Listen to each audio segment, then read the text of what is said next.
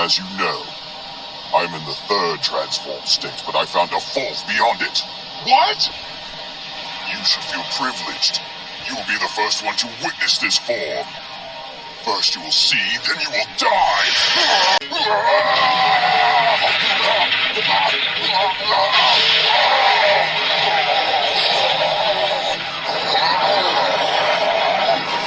Yes, time to die!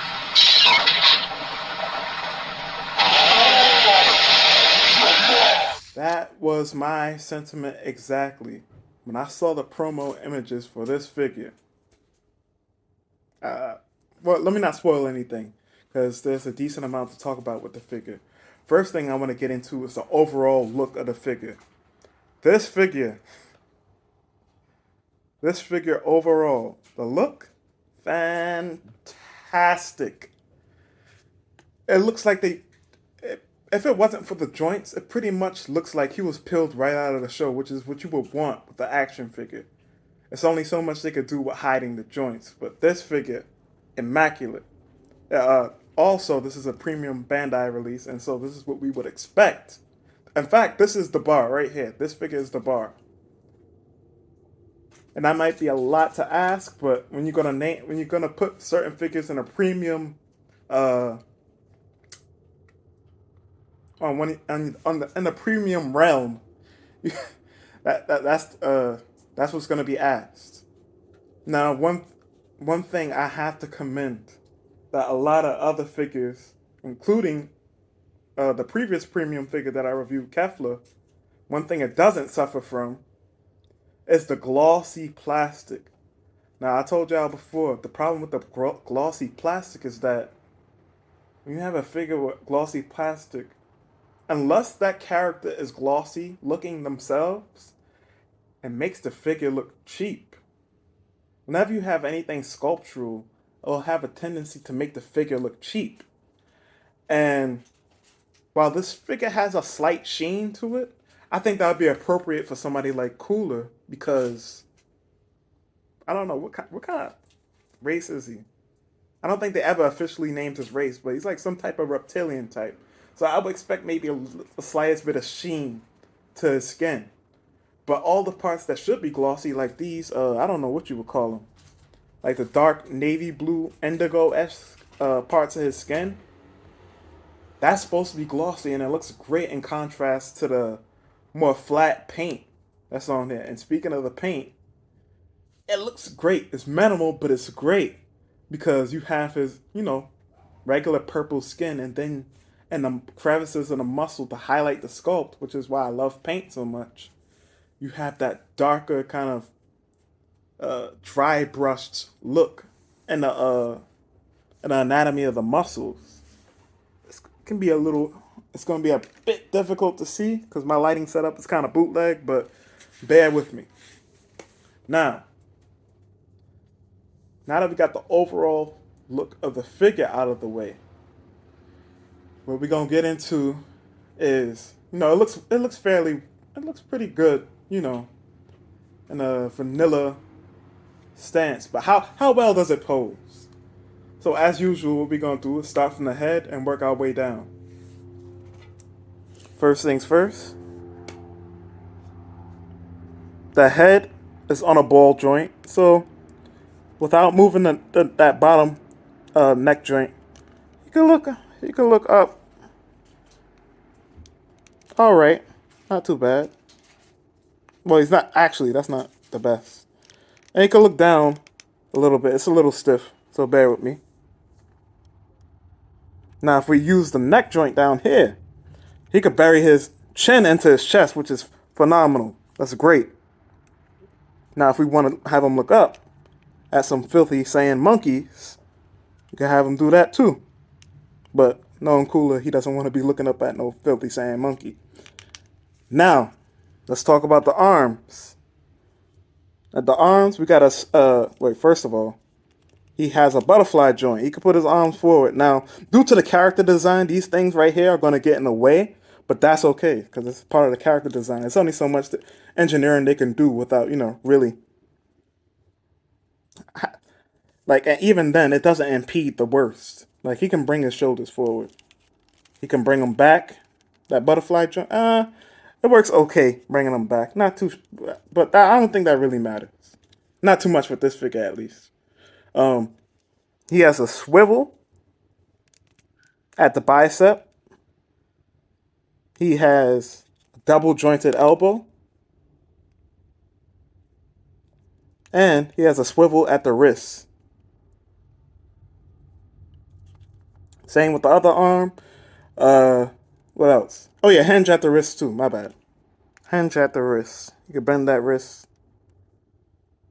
But I think this might get in the way a little bit, but we'll see when I have the accessories later, or when I take a picture of him. What else? Oh yeah, torso articulation. So this top part right here, it actually works pretty good for a bulky guy like him. Now, going forward, not too bad. Going back, I'm trying not to move this bottom joint too much. But going back, not too shabby. Now this bottom joint right here at the waist, well, he can swivel this diaphragm joint right here. And rock side to side pretty good too, yo. The articulate, hey, that's not too bad.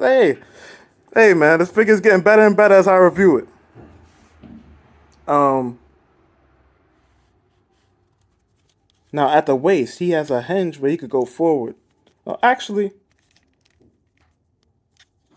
it works okay going forward. Now going back, oh, he can lean back to yesterday. Oh shoot, he can lean back to yesterday. So going back is really good. Going forward, all together is pretty good. But that little joint at the waist, it's okay, not too bad.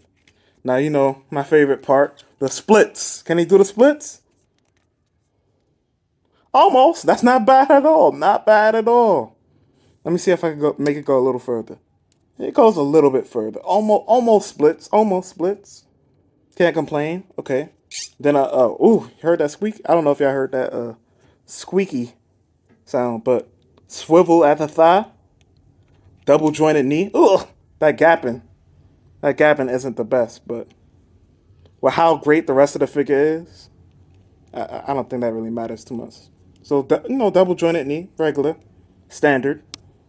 Slight ankle rocker, ankle pivot. Hinge at the ankle. You can lean back that far, lean forward. Not the greatest. Now, one thing I want to say is, when I was standing this guy previously, and you guys are going to see it right now, it wasn't the easiest to get him posed. I had him leaning for like he had to have like a slight forward lean. He was looking like Michael Jackson. So, and all articulation, I think, is on point. Oh yeah, I forgot about the tail. So when you get this figure, if you decide to get this figure, hinge at the ball joint at the bottom part of the tail, and of course another ball joint towards the middle end part of the tail. Swivel it any way you want to. But in all, this figure by itself so far, great. I'm over the moon about this figure. Now, is it the best? Well, I gotta wait till the end of the review for that. So, and all, he does come with some accessories. Now, this is the part where I could say the figure might be lacking, but how many accessories can you really give Cooler, right? So we're gonna get through it. First thing, we're gonna go through the hands first. He has some two kind of style pose, filthy sand monkey choking hands right here.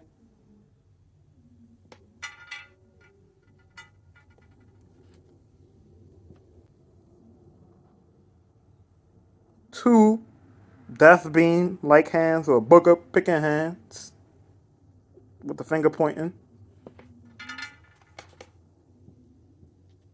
And he has two hands that are for like blasts. So in all, what is that? 4 sets of hands with the 2 fist hands that are already on him. That's not too bad. Not too bad at all. That's pretty standard, actually. Now, for something that's a little different that he comes with, because of his character, I guess character design, they could include 2 extra feet with him. Now, I guess this feat could be like if you had some type of rock display, he'll be gripping the rock with his feet, or if you want to, let me put 1 foot over here. You could have him grabbing a Dragon Ball with his foot. Wait, hold on, people. Grabbing the Dragon Ball with his foot. Now the Dragon Ball don't come with him. That comes with a Captain Ginyu, but you see what I mean. And last but not least, we come with one. Wait, hold on. I don't know how well it's picking that up. We come with one masked down face. So he's out here showing his blunt smoking lips and ignoring COVID protocol. Now he got of course he comes with the mask up face, obeying the COVID rules. But in all, with the accessories, Cooler is on point, man. This figure is, I would dare say,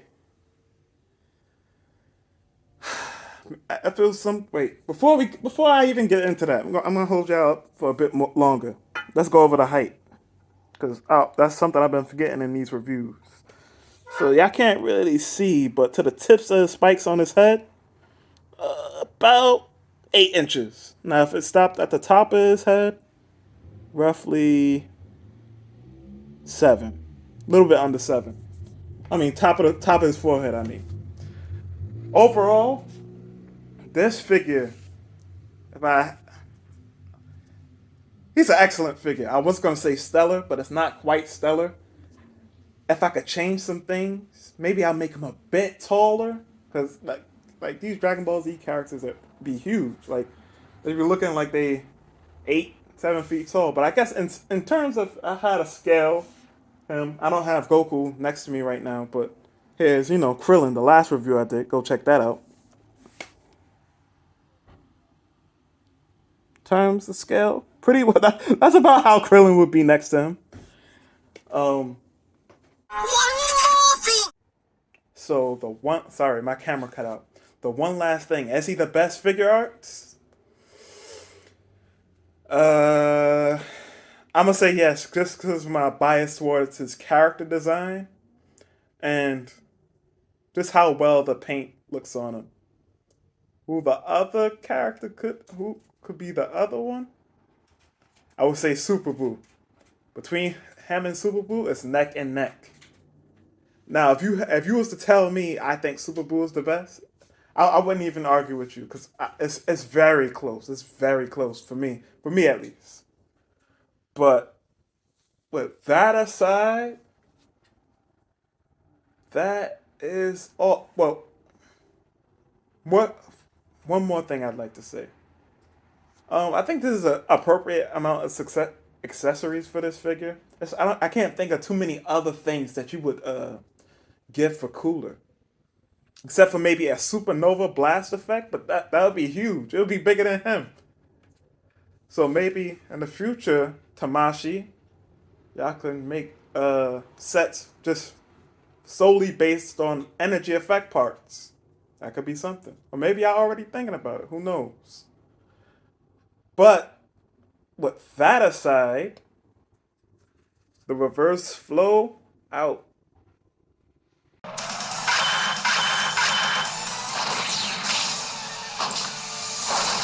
Finish already. Where's all that bravado?